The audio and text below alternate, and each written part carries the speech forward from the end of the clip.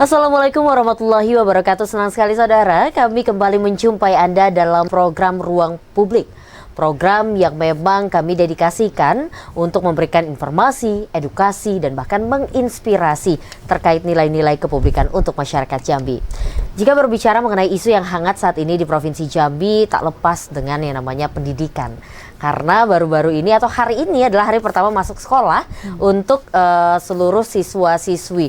Dan juga mungkin di perguruan tinggi juga sudah selesai ujiannya dan mulai masuk lagi untuk semester baru dan semacamnya. Jadi pendidikan isu yang sangat hangat pada hari ini. Untuk itu tema kita adalah wajah pendidikan kita. Bagaimana pendidikan di Provinsi Jambi, bagaimana tren yang terjadi saat ini, bagaimana polemik-polemik dan tantangan yang terjadi di dalamnya. Telah hadir dua orang narasumber yang begitu luar biasa bersama kita, menyediakan, meluangkan waktunya di tengah kesibukan beliau yang kita tahu pasti sebenarnya dicuri-curi waktunya. Langsung saja kita sapa yang sangat cantik di sini, ada Ibu Dr. Hajah Fadila MPD, pengamat pendidikan kita, yang beliau juga merupakan Dekan Fakultas Tarbiyah Universitas Islam Negeri Sultan Taha Saifuddin Jambi. Selamat sore Bu, Assalamualaikum. Waalaikumsalam warahmatullahi wabarakatuh.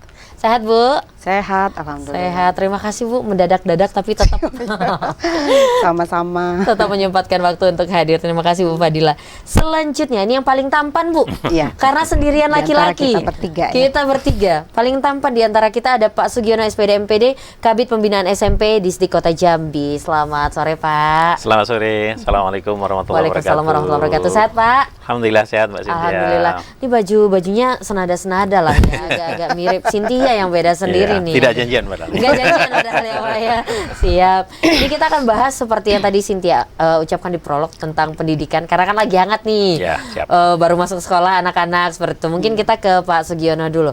Pak, bagaimana nih Pak tentang kalau berbicara tentang pembinaan SMP yang hari ini juga anak-anak SMP baru masuk, bagaimana? Ada tidak Pak tantangannya? Karena kalau biasanya kalau baru masuk nih ada aja seperti itu. Boleh diceritakan Pak? Ya, baik. Terima kasih Mbak Cynthia, Bu Fadila, dan para pemirsa sekalian. Pemirsa TVRI Jambi yang luar biasa. Jadi terkait dengan topik kita sore hari ini memang sesuai dengan kalender pendidikan kita di Kota Jambi dan juga di Provinsi Jambi, bahwa hari ini merupakan hari pertama masuk sekolah. Dan alhamdulillah kami tadi di bawah arahan Bapak Kepala Dinas Pendidikan Kota Jambi memang di bidang persekolahan, para pengawas, penilik ditugaskan untuk langsung meninjau, mengunjungi sekolah-sekolah kita. Alhamdulillah tadi saya juga dapat beberapa sekolah dan alhamdulillah luar biasa. Jadi semangat anak-anak kita untuk belajar setelah tentu kita punya pengalaman pandemi 2 tahun ini luar biasa. Mereka hari ini sudah hadir secara offline, secara penuh bertemu dengan, kalau untuk yang Ananda kita kelas 1 SD dan kelas 7 kan sebenarnya sudah dimulai MPLS-nya pekan lalu dari hari Rabu, yang hari ini memang sudah efektif belajar. Artinya tadi kita menyaksikan anak-anak kita dengan penuh semangat, sudah mulai belajar, jadi sudah belajar penuh dan penuh kegembiraan. Yang kita pesankan tadi kepada sekolah, kepada kakak-kakak kelasnya, kalau SMP yang kelas 8, kelas 9, kita sambil ngobrol, jangan sampai dibully adik-adiknya gitu kan. Jadi supaya perpindahan dari jenjang sebelumnya SD ke SMP juga dilalui oleh adik-adik kelasnya, oleh teman-temannya, anak-anak itu dengan penuh kegembiraan. Itu yang kita harapkan, sehingga mudah-mudahan apa yang pernah dialami 2 tahun sebelumnya terkait dengan pembelajaran online, ini sekarang sudah bisa offline. Ini menjadi pemicu semangat baru anak-anak kita bertemu, bertatap muka langsung dengan gurunya, diantar oleh para orang tuanya, ketemu dengan kakak kelasnya, dengan teman-teman lainnya, dan sudah mulai pembelajaran hari ini dengan penuh semangat. Alhamdulillah. Ini kan ada menarik Pak ya. Kalau yang baru masuk itu melakukan MPLS seperti itu ya. Yang kalau zaman kita dulu ospek, seperti itu namanya ya Bapak Ibu ya. Ini masa pengenalan lingkungan sekolah. Jadi mungkin sistemnya juga berbeda. Terus hal yang menarik kedua adalah bagaimana anak-anak di kelas atas-atasnya itu kan liburnya lumayan lama Pak ya. 1 bulan. Ini seperti apa Bapak memandang tren kita yang dulunya ospek, sekarang MPLS, dan bagaimana Bapak memandang hal ini? Ya, kalau dengan kondisi yang sekarang ya, dengan pertama tadi soal kebijakan masa pengenalan lingkungan sekolah kan sudah ada rambu-rambunya, mulai dari ada perpres terkait penguatan pendidikan karakternya, kemudian ada Permendikbud yang mengatur tentang bagaimana MPLS supaya tidak terjadi bullying, tidak terjadi tindak-tindak kekerasan yang memang itu tentu tidak diinginkan, diharapkan di dalam praktek pendidikan. Jadi memang suasananya berbeda ya. Kalau dulu baru masuk pun yang jelas perbedaan itu kalau dari anak-anak enak Pak, tidak daring lagi kalau anak-anak begitu bahasanya kalau tadi kita ngobrol dengan mereka. Jadi hari ini sudah langsung ketemu karena mereka kan yang masuk sekarang ini tuh punya pengalaman mereka ketika di SD-nya waktu itu yang belajarnya baru naik kelas pun mereka sudah harus online kan atau harus pembelajaran secara jarak jauh. Jadi itu yang pertama. Kemudian kalau yang terkait dengan liburnya, tadi sempat juga kita tanya di beberapa sekolah anak-anak kita bagaimana liburnya? Ada yang keluar daerah nggak keluar kota? Ada juga sih mereka menyampaikan itu, dan itu tentu sudah diatur karena sekarang kebetulan kan kita sedang implementasi kurikulum merdeka ya Bu ya. Iya. Nah jadi itu juga kegiatan liburan nanti bisa menjadi bahan belajar mereka baik terkait dengan topik pembelajarannya maupun nanti di dalam namanya ada P5, Proyek Penguatan Profil Pelajar Pancasila. Jadi secara holistik, secara sinergi itu menjadi bagian juga dari pembelajaran. Mereka juga punya hak untuk libur kan memang, tapi sekarang masuk kalau yang kami lihat tadi bersama teman-teman pengawas dan rekan-rekan di Dinas Pendidikan Kota Jambi, anak-anak antusias, penuh semangat. Paling tidak mereka pakai baju baru kan sekarang gitu kan. Jadi seperti memang, itu Mbak Cynthia. Ibaratnya libur 1 bulan itu memang merefresh mereka ketika masuk, mereka sudah Iya, rindu sama itu yang sekolahnya kita ya Pak. harapkan, Jadi seperti semuanya semangat seperti itu. Wah luar biasa antusiasmenya. Terima kasih Pak Sugiono, kita ke Ibu Fadila. Nah Bu, Ibu bagaimana nih Bu melihat pendidikan kita yang pasti ke arah yang lebih baik, kurikulumnya pun terus diperbarui, ada kurikulum merdeka dan sebagainya. Bagaimana Ibu melihat perkembangan pendidikan kita dari tahun ke tahun, terutama di Provinsi Jambi? Iya. Tentu gembira ya melihat. Saya melihat juga ada indikasi pergeseran mindset dari masyarakat. Mereka sudah lebih percaya dengan lembaga pendidikan karena sebetulnya harapan dari orang tua itu pada dasarnya adalah anak ini bukan hanya memiliki ilmu pengetahuan, tapi juga mereka punya modal untuk hidup selanjutnya gitu. Seperti pendidikan karakter kalau di sekolah umum, kemudian kalau di pendidikan agama itu kan sepertinya sudah menjadi satu hal yang dibutuhkan. Ya, jadi bukan lagi pilihan tapi kebutuhan. Nah, maka harapan kita kepada sekolah-sekolah yang ada, kalau di umum kan ada pelajaran pendidikan agama Islam. Iya, betul. Kalau di sekolah-sekolah Islam terpadu itu kan banyak sekali yang sudah mendapatkan kepercayaan penuh dari masyarakat karena apa yang dibutuhkan masyarakat tuh bisa dijawab oleh lembaga pendidikan. Salah satunya adalah harus berilmu, ya, ilmu pengetahuan dan teknologi tentunya karena itu tantangan era globalisasi kan. Di mana nanti anak dipersiapkan untuk mampu bersaing. Kalau di SMP, SD itu kan nanti mereka harus masuk ke jenjang pendidikan selanjutnya itu yang bagus, bisa bersaing gitu. Tapi kan harapan orang tua salah satunya juga mereka punya karakter yang bagus. Jadi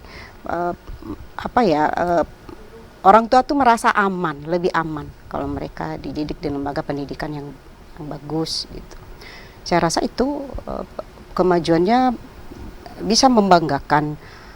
Meskipun banyak hal mungkin yang harus dibenahi baik dari Kemenak itu sendiri yang membawahi sekolah madrasah ya, madrasah begitu juga di Dikbud, di mana di sana juga dititipkan guru-guru yang memang diasuh oleh Kemenak juga yang akan mengajarkan pendidikan agama Islam gitu. Itu harus matching tuh Mbak Cynthia. Jadi dua-duanya dibutuhkan gitu. Siap, luar biasa. Jadi memang peningkatannya tentu ke arah yang lebih baik dengan tantangan-tantangannya tersendiri ya Bu ya. Pasti. Nah, kalau kita berbicara mengenai tantangan nanti era globalisasi, nanti akan kita bahas bagaimana lembaga pendidikan ini bisa nih menjawab tantangan-tantangan itu, tetap menjaga karakter anak-anak bangsa kita. Terima kasih Bu Fadila. Kita ke Bapak. Pak, kalau tadi juga sudah disinggung mengenai guru-guru juga turut hadir karena kan memang tonggaknya ya untuk merangkul. Bagaimana Pak kalau dari Dinas Pendidikan sendiri seperti itu, SDM-nya, karena kurikulumnya sudah bagus, sistemnya sudah bagus, memang semuanya sudah direncanakan, sudah dipersiapkan dengan matang sekali oleh Mas Menteri kita juga. Bagaimana pengaplikasiannya atau penerapannya Pak di lapangan? Apakah masih menemui kendala-kendala seperti itu? Silakan.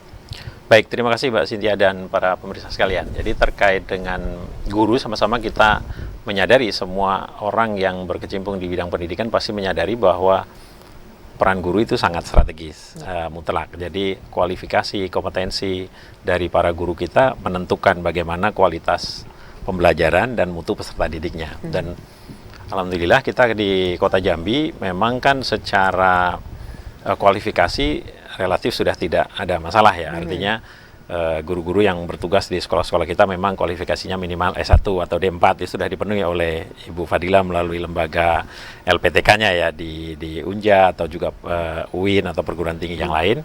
Itu dari sisi kualifikasi. Kemudian memang dari sisi kompetensi harus terus dikembangkan karena manusia kan sifatnya dinamis ya. Tantangan perkembangan ilmu pengetahuannya juga berubah sehingga harus disikapi oleh para guru kita bagaimana bisa memberikan layanan terbaik bagi anak-anak. Dan syukur alhamdulillah dengan kebijakan-kebijakan yang baik di level nasional ya, dengan sekarang yang menjadi turunan dari kebijakan Merdeka Belajar, salah satunya kan ada program guru penggerak. Nah, kita di Kota Jambi dan juga di Provinsi Jambi, alhamdulillah guru-guru kita sangat antusias. Jadi untuk mengikuti program guru penggerak yang diluncurkan oleh Kementerian Pendidikan dan Kebudayaan. Mereka dilatih kan, guru kan punya kompetensinya ya Bu Fadila, ada kompetensinya, ada pribadi, sosial, pedagogik, dan profesional. Kalau pribadi sosial insya Allah dari uji kompetensi yang tahun dulu terakhir 2015 kita memang secara nasional dan daerah pun itu tidak terlalu jadi masalah angkanya. Tinggal lagi memang peluang pembinaannya adalah di pedagogik, pengembangan kompetensi pedagogik dan profesional. Kan pedagogik terkait dengan bagaimana membelajarkan. Kalau profesionalnya terkait dengan penguasaan substansi mata pelajarannya. Nah ini di guru penggerak, di program guru penggerak, ini yang menjadi sorotan di dua sisi ini dengan lebih banyak menitikberatkan memang pada sisi pengembangan kompetensi pedagogisnya. Ini luar biasa juga. Jadi ini menjadi peluang bagi guru-guru kita. Dan alhamdulillah guru-guru kita semangat memang untuk mengikuti ini, dan itu yang sisi baiknya juga dia tidak membedakan, tidak ada dikotomi antara guru di satuan pendidikan negeri maupun di satuan pendidikan swasta atau yang dilayani oleh masyarakat. Jadi semuanya berhak untuk ikut. Jadi sama-sama untuk bagaimana meningkatkan kompetensi diri gurunya yang kemudian tentu muaranya akan peningkatan kualitas peserta didiknya tadi yang beliau sebutkan. Tidak hanya terkait dengan karakter, tapi juga terkait dengan kompetensi. Hard skill dan soft skillnya harus seimbang, harus holistik. Itu satu.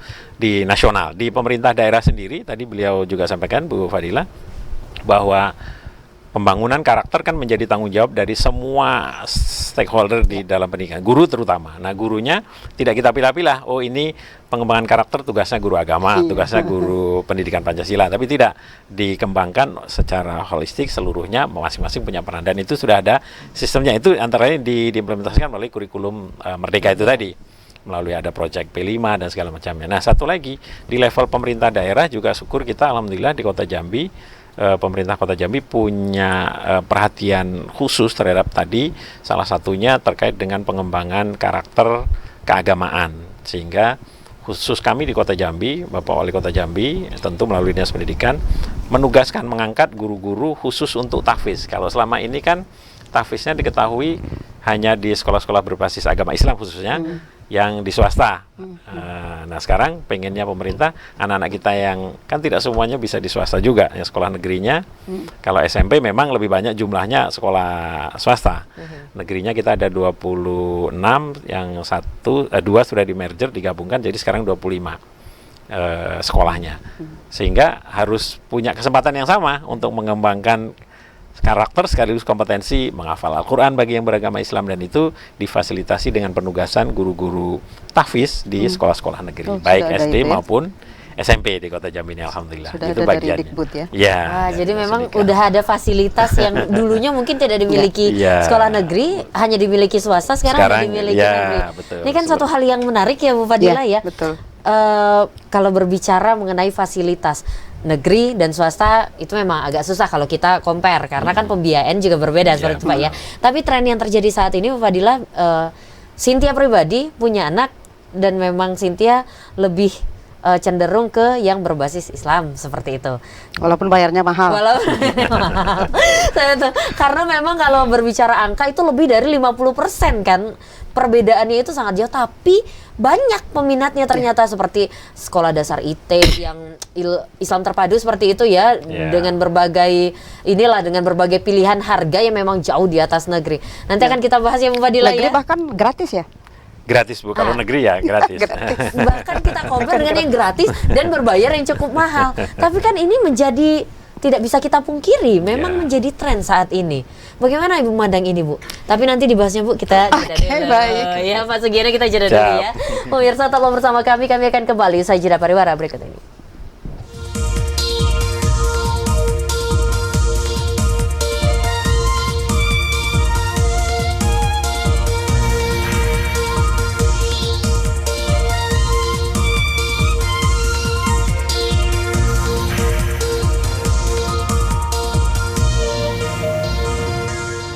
Pemirsa, masih bersama kami dalam program Ruang Publik dengan tema kita pada ini adalah wajah pendidikan kita. Masih bersama dua orang narasumber yang begitu luar biasa, ada Ibu Fadila dan juga Bapak Sugiono untuk membahas, tadi juga sudah kita bahas di awal dan menarik sekali. Tadi terputus bagaimana sekolah-sekolah swasta terutama yang berbasis Islam, karena kita mayoritas memang masyarakat kita Muslim seperti itu, hampir mengalahkan banyak sekali peminatnya seperti itu dibanding negeri yang gratis. Padahal yang berbasis Islam ini cukup tinggi harganya. Seperti apa Ibu memandang fenomena ini? Silakan. Iya.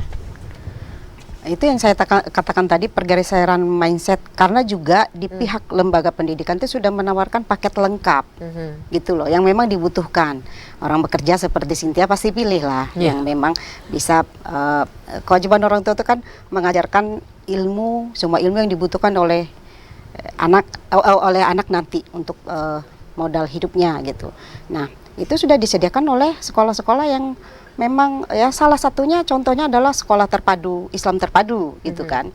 Nah, yang dibutuhkan itu kan nanti ada penguasaan bahasa, penguasaan ilmu iptek ya, teknologi lah. Penguasaan teknologi. Itu sudah tidak bisa dibantah. Itu wajib dimiliki anak gitu untuk kualitas dirinya itu. Nah, kenapa menjadi pilihan meskipun mahal? Ya mahal lah, karena kan kualitas itu kan gimana berbanding ya, lurus dengan harga gitu ya. Kalau saya masih percaya dengan itu, meskipun sebenarnya ada dibantu pemerintah enggak kan? Ya maka supportnya ya semuanya dari orang tua yang memang menggunakan itu. Tapi enggak juga lah menurut saya, Cynthia, yang masuk ke sekolah mahal itu juga orang terbatas ya Pak, terbatas. Mungkin lebih banyak lagi yang tidak mampu ya di masyarakat kita. Itulah yang disediakan oleh Dikbud dengan memperbaiki sistemnya. Akhirnya hak pendidikan itu kan hak segala bangsa. Semuanya berhak, bukan hanya orang kaya gitu yang berhak untuk pendidikan yang bagus. Tapi kita sambutlah, beri apresiasi kepada pemerintah khususnya Kota Jambi yang sudah menyediakan apa yang dibutuhkan oleh siswa gitu. Jadi itu kuncinya adalah lembaga pendidikan ini sudah menawarkan paket lengkap yang memang dibutuhkan oleh orang tua. Ya yang masuk yang orang yang beruang lah yang.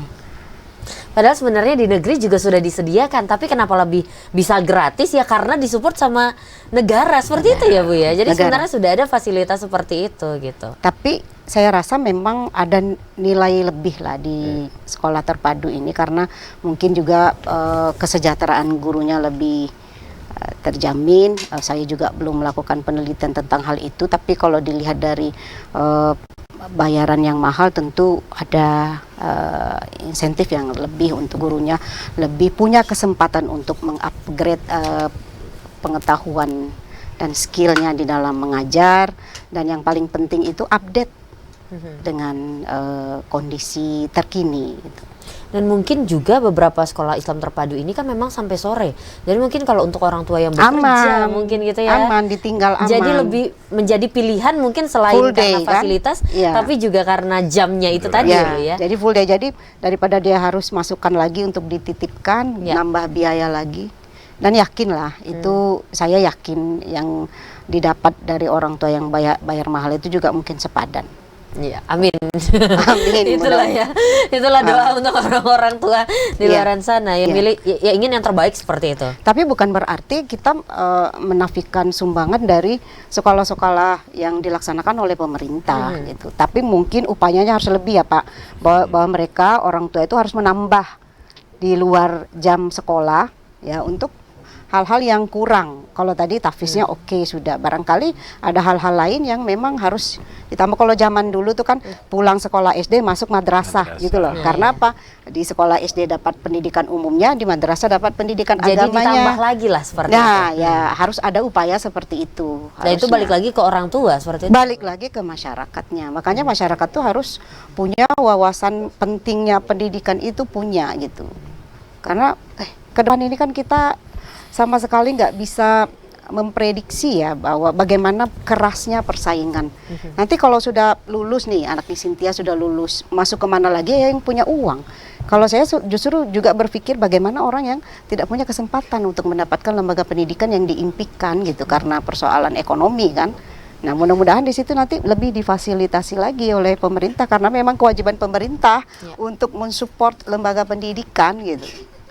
Tapi balik lagi, jika semua dibiayain oleh pemerintah juga agak ini ya, agak susah Makanya harus juga. dihargai pihak swasta yang memang menyediakan fasilitas yang baik untuk pendidikan. Jadi saling melengkapi lah Bu ya. Ya. Memang sasarannya mungkin berbeda seperti itu Pak ya. Ini Ya. kalau tadi kita berbicara Bu bahwa kita mengapresiasi karena memang pemerintah juga sudah hadir memberikan fasilitas semaksimal mungkin walaupun mungkin tidak bisa menyamai tapi paling tidak sudah memberikan apa yang dibutuhkan. Salah satunya fasilitas untuk guru-guru tahfiz seperti itu Ya, sudah ada betul. ya Pak ya? Ya, sudah ada. Saat ini sudah berapa banyak Pak guru tahfiz yang di-hire oleh pemerintah Kota Jambi? Kalau saat ini menyesuaikan dengan jumlah kebutuhan ya di sekolah negeri berdasarkan data kita SD kan ada 164 sebelum ini terakhir ini ada merger lagi ada penggabungan kemudian SMP ada 25 26 tadinya sehingga dibutuhkan lebih kurang 200 sehingga jumlah 200 tepatnya 204 guru kita itu sudah ditugaskan di sekolah-sekolah untuk bagaimana melayani memberikan layanan bagi tentu peserta didik yang beragama Islam untuk memperdalam hafalan Al-Qur'annya dan itu sudah kita buktikan beberapa tahun ya sudah ada program wisuda tahfiznya juga di pemerintah Kota Jambi. Sudah seperti sekolah Islam terpadu Pak. Ya khusus tapi kan memang kan sekolah pemerintah tidak hanya melayani satu agama ya artinya ini kan semua Ya, nasional tidak fokus ya. itu karena memang dibutuhkan jumlahnya cukup besar yang komunitasnya anak-anak kita beragama Islam difasilitasilah itu kemudian kalau tidak menafikan yang lain-lain misalnya untuk guru agama yang lainnya guru agama Buddha misalnya semuanya itu menjadi tugas pemerintah. Satu hal yang menarik tadi jadi terkait dengan bagaimana pemerintah memberikan kebijakan yang tidak membedakan ya karena memang sekolah yang didirikan oleh masyarakat itu juga menjadi mitra bagi pemerintah. Jadi kami juga berterima kasih tidak saja kepada sekolah Islam terpadu tapi juga sekolah-sekolah yang lain kan ada juga di Kota Jambi ini bahkan yang kita sebut istilahnya sekolah internasional di Kota Jambi ini ada sekarang namanya Satuan Pendidikan Kerjasama itu juga menyelenggarakan itu jadi kita berterima kasih tidak hanya oleh pemerintah tapi juga oleh masyarakat untuk bersama-sama bagaimana yang utamanya adalah memastikan bahwa semua ananda kita di Kota Jambi ini harus bisa sekolah jangan sampai tidak sekolah dan itu kalau di potret pendidikan kita kan sekarang ada namanya rapor pendidikan yang paling baru diluncurkan di tanggal 5 Juli yang lalu. Nah, rapor pendidikan kita di Kota Jambi, khususnya yang bidang kami di pembinaan SMP, alhamdulillah relatif baik. Artinya deltanya dari tahun yang lalu ke sekarang ada kemajuannya.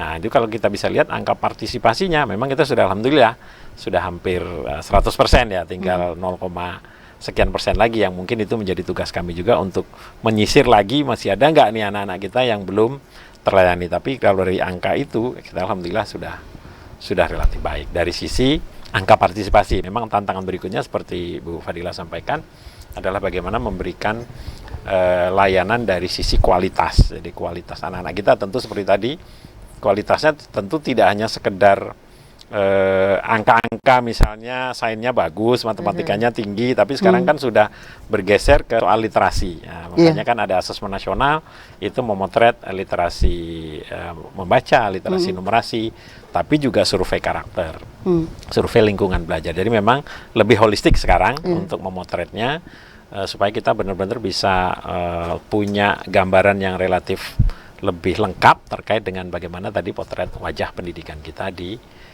nasional Indonesia maupun di wilayah-wilayah kita sampai di satuan pendidikan karena rapor pendidikan itu memotret juga sampai di satuan pendidikan. di sekolah-sekolah. Karena kalau zaman dulu kan Pak kita melihat bagus atau tidak atau kualitasnya hanya dari angka tadi Iya, ya. Pak, ya. kalau Tapi sekarang wajahnya sudah lebih luas, holistik. lebih holistik Betul. seperti itu.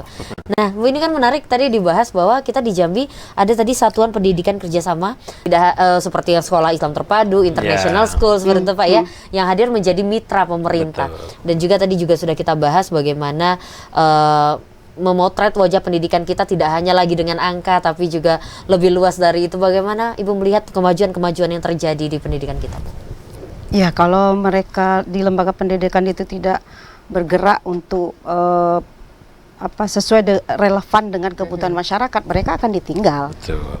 Mereka akan ditinggal, makanya tidak semua sekolah yang didirikan itu akhirnya diserbu seperti sekolah-sekolah favorit kan.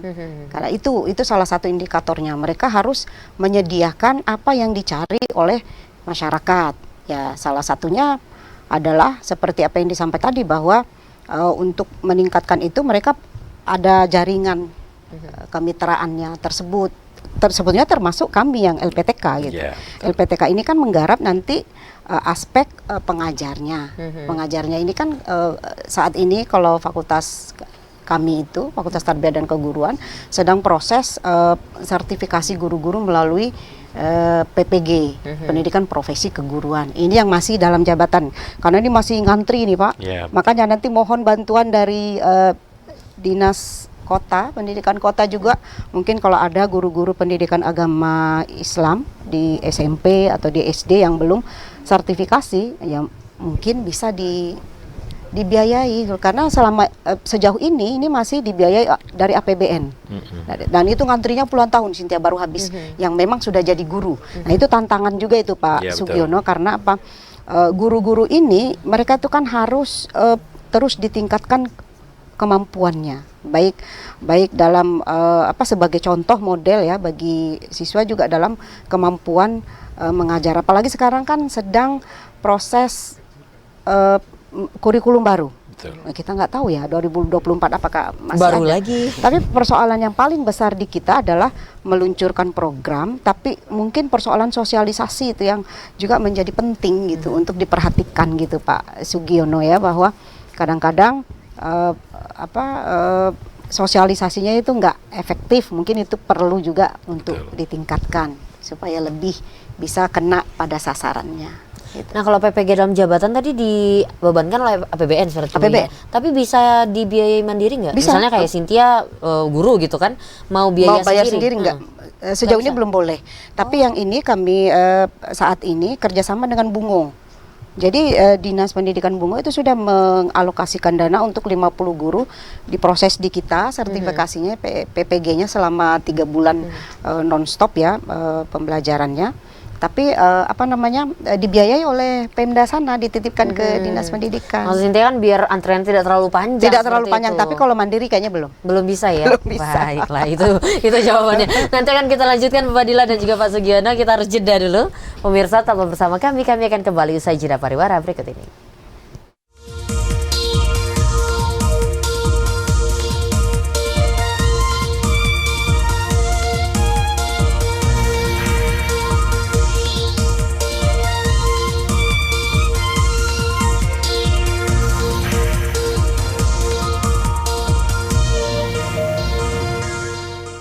Pemirsa, masih bersama kami dalam program Ruang Publik dengan tema kita pada hari ini adalah wajah pendidikan kita. Masih bersama dua orang narasumber yang begitu luar biasa. Ada Ibu Dr. Haja Fadila MPD, pengamat pendidikan yang juga merupakan Dekan Fakultas Tarbiyah Universitas Islam Negeri Sultan Tasavvudin Jambi. Dan juga Bapak Sugiono SPD MPD yang merupakan Kabid Pembinaan SMP Dinas Pendidikan Kota Jambi. Dan di segmen kali ini kami mengajak Anda untuk berpartisipasi aktif bersama kami. Sudah ada penelpon Bapak Ibu, langsung kita sapa saja. Halo, selamat sore, dengan siapa di mana? Halo. Halo, selamat sore. Apakah masih bersama kami atau sudah terputus? Sorry Mbak Cynthia Permana. Waduh, sudah lama Cynthia tak mendengarkan suaranya. Pak Yudi dari Telanai, benar ya? Pak Yudi? Apakah suara Cynthia terdengar, Pak? Ya, selamat lahiran dulu Mbak. Terima kasih banyak Pak. Sudah kembali Cynthia sekarang. Baiklah Pak Yudi, langsung saja ingin memberikan komentar, saran, pertanyaan, masukan, silakan Pak.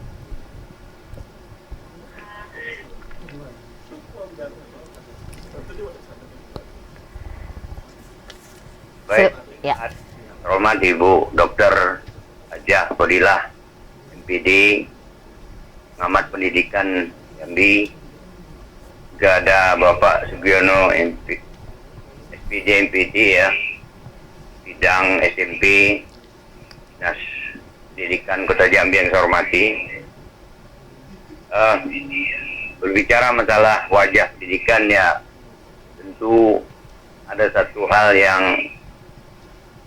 perlu saya soroti, yaitu menyangkut masalah guru BP. Nah, guru BP ini selama ini memang disoroti fungsi dan peranannya. Dan menurut saya kalau kita berkaca kepada pendidikan yang akan datang, dihadapkan dengan persoalan-persoalan modus operandi anak-anak ini begitu banyak sekali dan dihadapi dengan teknologi zaman maju, sehingga perlu diharapkan bahwa BP ini berfungsi. Ya, betul. Ini yang harus disoroti. Nah, menurut Ibu pengamat juga Bapak bidang SMP ini, sampai sejauh mana sih perubahan yang harus dilakukan sehingga dia menggigit nih BP ini berperan Gigit. minimal untuk mendeteksi dini ya terhadap kejahatan atau nakalan anak-anak ini. Jadi selama ini dia ada tapi dia tidak berfungsi gitu. Jadi ini kecil ya, jadi small and beautiful. Dia kecil tapi cukup indah kalau dia memang berperan. Nah, bagaimana tanggapan Ibu Bapak untuk memberdayakan guru BP ini di lingkungan sekolah hingga membantu mencerahkan wajah sekolah itu saja untuk yang akan datang. Saya rasa itu saja yang bisa saya sampaikan. Mungkin yang kedua ya, untuk persaingan ke depan memang saya harapkan pemerataan daripada sekolah-sekolah ini sudah tidak ada lagi sekolah-sekolah favorit. Harusnya semuanya berfavorit. Ya, benar. Tidak tertumpu pada satu sekolah saja yang berfavorit. Jadi ini pemerataan pendidikan kan. Di ujung sana SMP di sana juga favorit gitu. Sehingga tidak terjadi hal-hal yang tidak diinginkan dalam penerimaan PPDB-nya.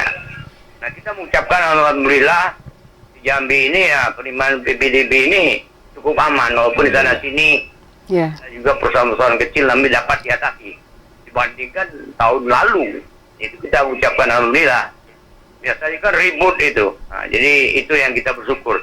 Saya demikian, terima kasih, mohon maaf, wabillahi taufiq hidayah. Wassalamualaikum warahmatullahi wabarakatuh. Waalaikumsalam warahmatullahi wabarakatuh. Terima kasih banyak Pak Yudi untuk beberapa poinnya. Tapi yang paling tebal Cynthia catat ini adalah small but beautiful tadi Pak ya, tentang guru BP. Atau kalau zaman Cynthia sih udah BK ya? Ya, BK ya Pak ya, bimbingan konseling ya. betul. Mungkin langsung ke Pak Sugiono deh.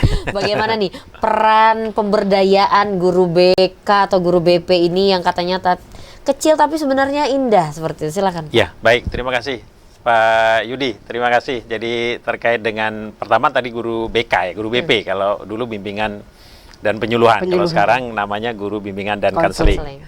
Nah, jadi terkait dengan guru BK memang sampai saat ini pertama terkait kebijakan dulu. Memang kebijakan guru BK ini, nah itu tadi mungkin salah satu pembedanya dengan di sekolah swasta. Untuk di sekolah negeri itu memang baru ada guru BK itu penugasannya di SMP.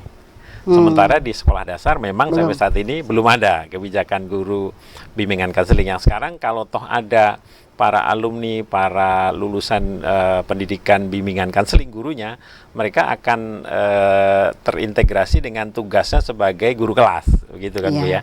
Sementara guru BK khusus itu memang baru ada yang penugasannya sebagai guru BK itu di SMP. Mungkin itu salah satu juga sama-sama kita dorong ini sama-sama dari masyarakat. Sesungguhnya tentu permasalahan pendidikan yang terkait dengan pengembangan karakter, kan kalau di BK ada layanan bimbingan pribadi, layanan bimbingan sosial, layanan karir, kan tidak hanya ada di SMP dan seterusnya ya, tapi juga di SD mungkin. Tapi mungkin pandangan pemerintah sampai saat ini itu masih bisa di-handle, dilakukan oleh para Bapak Ibu yang berperan sebagai wali kelas.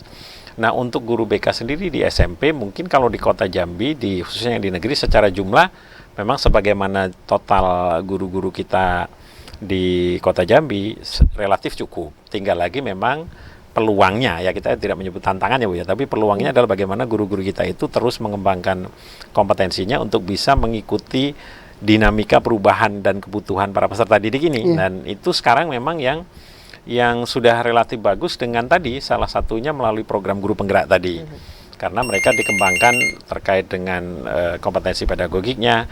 Di kurikulum Merdeka, sebagaimana kita ketahui sekarang ada namanya asesmen diagnostik. Artinya ketika di awal itu anak-anak didik yang atau peserta didik yang baru masuk itu sudah dilakukan asesmen, dilakukan observasi terkait dengan minat, bakat, mungkin ada juga kecenderungan inklusivitas itu. Nah di situ peran guru BK memang dominan. Dominan. Nanti kita bahas lagi Pak, kita sapa penelpon lagi. Halo, selamat sore. Halo, selamat sore. Selamat sore, Ramadan Bangko Merangin. Siap, wah sudah lama juga Sintia tidak mendengar nih. Pak Ramadan ingin memberikan komentar, saran, pertanyaan, silahkan Pak. Terima kasih. Saya melihat judulnya wajah pendidikan kita. Untuk Jambi saja atau untuk Kota Madia saja, Pak? Untuk Provinsi Jambi lah Pak, boleh. Kalau untuk Jambi tentu Kota Madia menjadi cerminan. Pertanyaan saya kepada Ibu pengamat, karena kita dikejar waktu, saya ringkas saja. Pertanyaan pertama itu, indeks prestasi pendidikan kita itu berapa? Maksud saya, pertanyaan saya itu, dari 100 orang tamat LTA itu yang diterima di pendidikan tinggi negeri itu berapa persentasenya? Itu pertanyaan yang pertama. Pertanyaan yang kedua, kalaulah kita melihat wajah pendidikan di TV hari ini, pertanyaan berikutnya, karena Ibu ini pengamat pendidikan, apakah semua pendidikan formal di Jambi ini sama dengan perlakuannya seperti Kota Madia? Wali Kota Madia menyediakan guru-guru agama untuk SMP dan SD. Apakah di luar Kota Madia Jambi adakah program-program seperti yang dijelaskan oleh Kabid Pendidikan tadi itu? Yang ketiga, Ibu, mohon penjelasannya. APBD Undang-Undang Pendidikan itu 20% untuk pendidikan itu, apakah APBD kita itu provinsi dan kabupaten bisa digunakankah untuk pendidikan kita? Jadi mohon pencerahannya pada pengamat dan Kabid Pendidikan SMP Dinas Pendidikan Kota Madia. Kalaulah saya salah, mohon maaf. Terima kasih atas perhatiannya. Assalamualaikum warahmatullahi wabarakatuh.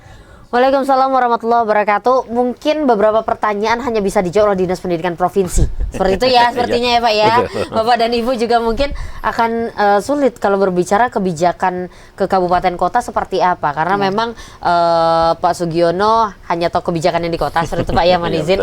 Dan untuk provinsi nanti akan kita konfirmasi, insya Allah akan kita unas secepatnya. Seperti itu Bu Fadila ya, baru nanti bisa kita amati seperti apa penerapannya. Mungkin yang bisa bantu untuk dijawab adalah sebenarnya APBD, mungkin ke Pak Sugiono, APBD bisa digunakan untuk dana pendidikan?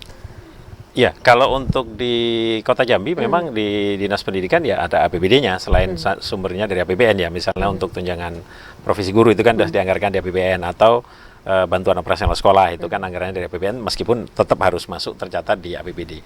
Tapi yang lainnya memang dukungannya dari APBD, seperti tadi pengangkatan dan termasuk pemberian honor atau insentif bagi guru tafis itu APBD.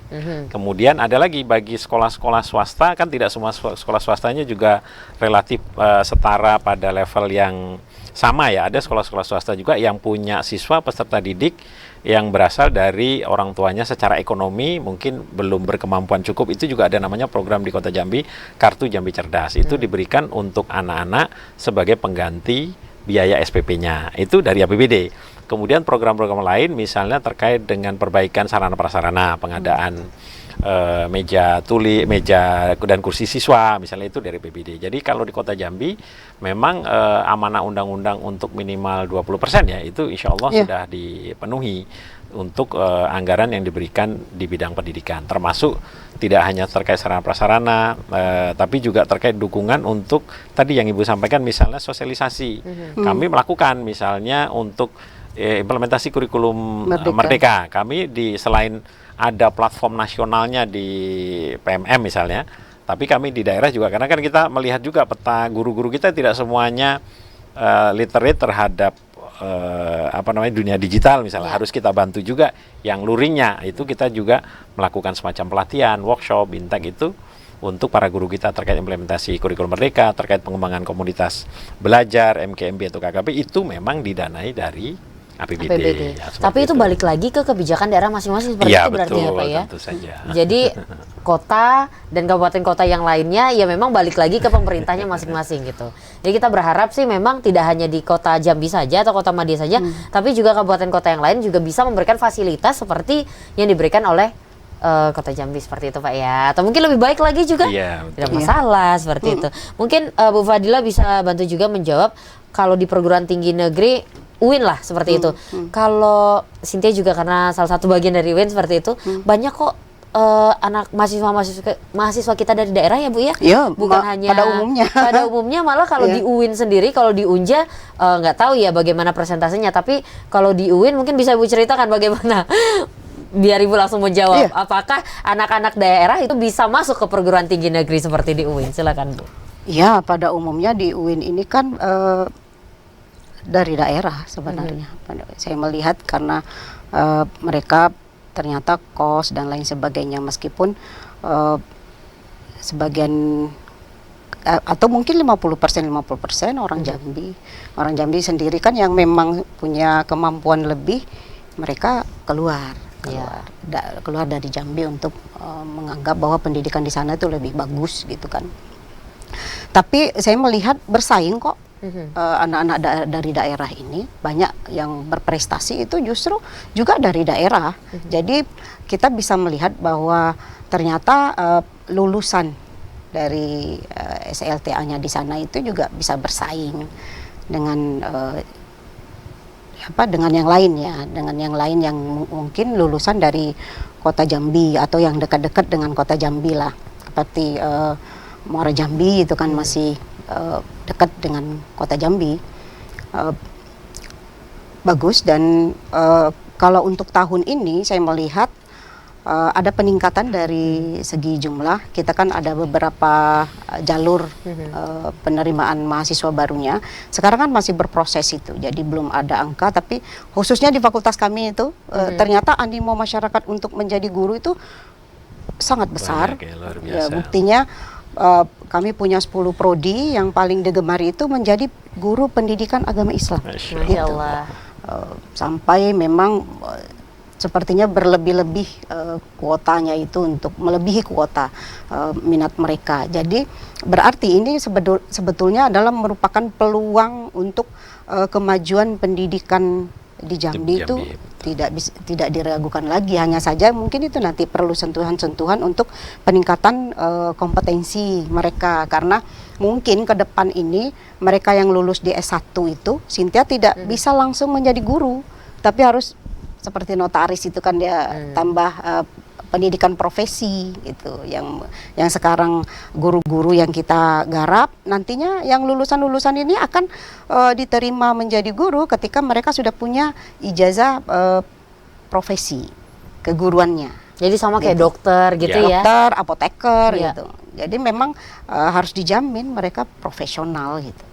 Jadi memang peningkatan kualitas SDM berawal dari sini akarnya Pak ya. Karena kita nanti kita lempar lagi ke kita dunia pabriknya. Nanti kan digunakan juga oleh Dikbud. Gitu, benar. Di sekolah-sekolah. Jadi kalau tadi Pak Ramadan mengatakan bagaimana indeks prestasi pendidikan, yang dalam artian seberapa banyak sih anak-anak daerah yang keterima ke perguruan tinggi negeri? Kalau di UIN banyak ya Bu ya? Banyak. Jadi insya Allah bersaing seperti itu. Iya. Dan jumlah mahasiswa UIN itu kan bersaing dengan jumlah perguruan tinggi umum gitu.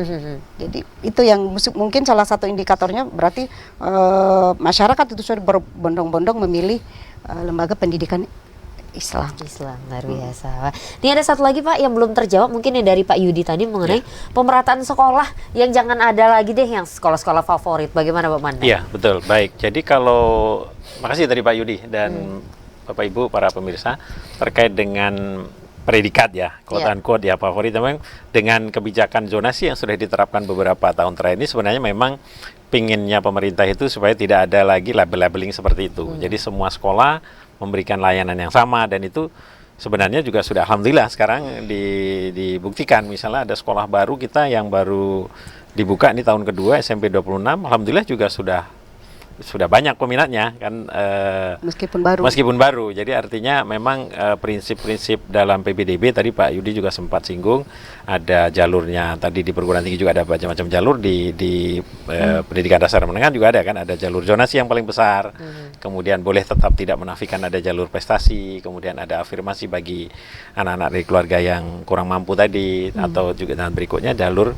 mutasi atau perpindahan tugas orang tua. Jadi itu sebenarnya ikhtiar yang dilakukan oleh pemerintah dan tentu harus mendapat dukungan kita bersama supaya memang tidak lagi ada labeling ini sekolah yang favorit, ini yang tidak favorit, karena semuanya diikhtiarkan untuk sama, tapi maksudnya mungkin mengubah persepsi dalam waktu singkat mungkin juga tidak mudah, dan itu tidak juga kita bisa menyalahkan masyarakat ya. Jadi yang bisa dilakukan oleh pemerintah dalam ini Dinas Pendidikan Kota Jambi khususnya tentu bagaimana mengikhtiarkan. Nah, itulah salah satunya kami dari guru-guru penggerak itu kan sekarang berdasarkan regulasi yang baru dari kepala sekolah sebagai top manajemennya di sekolah, itu salah satunya sumbernya dari guru penggerak yang sudah mereka selesai program guru penggerak, mereka kita tugaskan sebagai kepala sekolah. Itulah mereka diberikan kesempatan untuk mengelaborasi kemampuannya, mengimplementasi ilmu-ilmunya, mengembangkan sekolahnya itu, dan itu alhamdulillah mudah-mudahan harapan kita memang semakin ke depan, harapan kita tentu wajah pendidikan kita tadi menjadi semakin baik seperti itu. Jadi kalaupun masih ada label-label favorit itu mungkin bekas-bekas yang lama yang belum sepenuhnya hilang, mungkin seperti itu ya Bapak Ibu ya. Aduh, sebenarnya masih banyak yang mau ditanya tapi kita harus jeda lagi Ibu dan juga Bapak. Pemirsa tetaplah bersama kami akan kembali usai jeda pariwara berikut ini.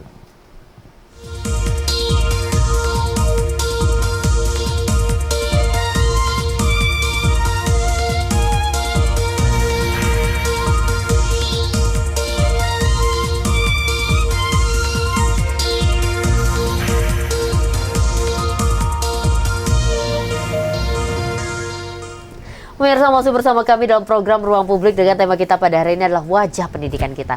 Masih bersama Ibu Fadila dan juga Bapak Sugiono. Tapi tidak terasa ini sudah masuk segmen terakhir, segmen keempat, waktunya untuk pernyataan penutup atau closing statement. Langsung saja closing statement yang pertama Pak Sugiono dulu. Silakan Pak. Baik, terima kasih Mbak Cynthia dan Ibu Dr. Fadila, Bapak Ibu, para pemirsa TVRI Jambi yang luar biasa.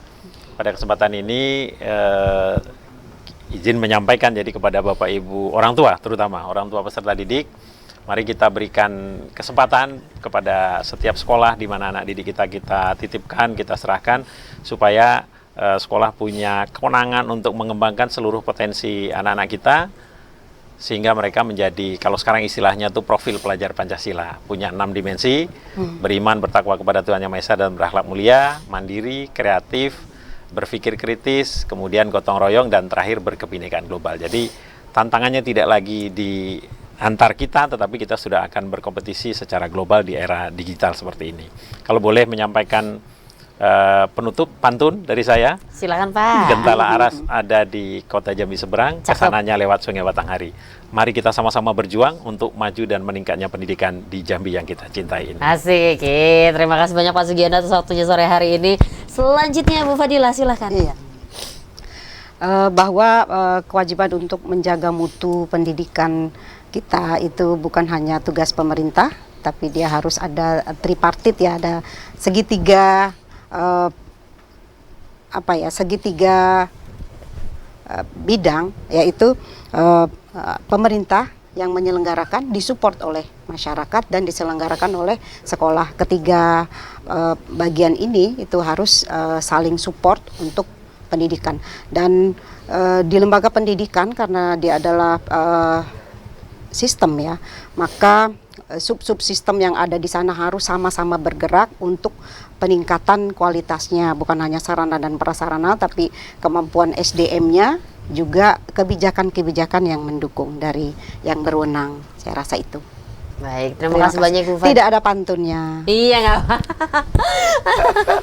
Lain kali ya Bu ya. Iya. Lain kali nanti kalau kita ngobrol pantun lagi. Terima kasih sekali lagi untuk Ibu Fadila, untuk Pak Sugiono. Siap, yang sama-sama. sebenarnya sore-sore gini harusnya udah bisa ngeteh bareng Bapak Ibu di rumah. Tapi ini ke studio. Terima kasih banyak. Siap, sama-sama. Pemirsa, Mbak Lydia. demikianlah program Ruang Publik pada hari ini dengan tema Wajah Pendidikan Kita. Pendidikan adalah milik kita semua. Pendidikan bukan hanya tanggung jawab oleh pemerintah saja, bukan milik lembaga pendidikan saja, tapi juga tugas kita semua untuk memperbaiki kualitas pendidikan. Karena pendidikan adalah harapan untuk menjadi lebih baik di masa depan. Wassalamualaikum warahmatullahi wabarakatuh. Waalaikumsalam warahmatullahi wabarakatuh.